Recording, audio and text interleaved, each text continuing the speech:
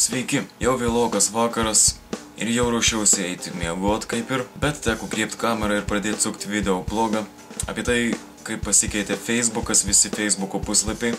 Kai kurie apie tai kaip ir nežinojo, pastebėjo šiandien, o pasikeitė lyg tai vakar.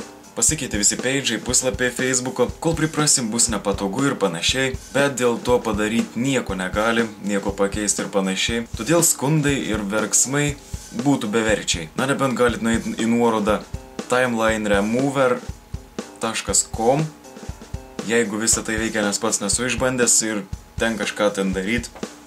O jei ne, tai yra šone viršuje dešiniai pusėje toks nedidelis langelis. Lietuvos vlogeriai naujausi įrašai pagal kitus.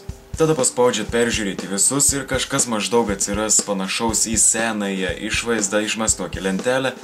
Ir ten bus visi naujausi vlogai sumesti, bet ne iš Lietuvos vlogerių administracijos. Kaip be būtų pikta, teks priprasti prie to, kas yra, prie tų visų atsinaujinimų. Ir tikriausiai prie to ir priprasim su laiku. Tik iš pradžių bus visokių skundų. Ką tik pasibaigė atmintis, mano kameros išsijungė.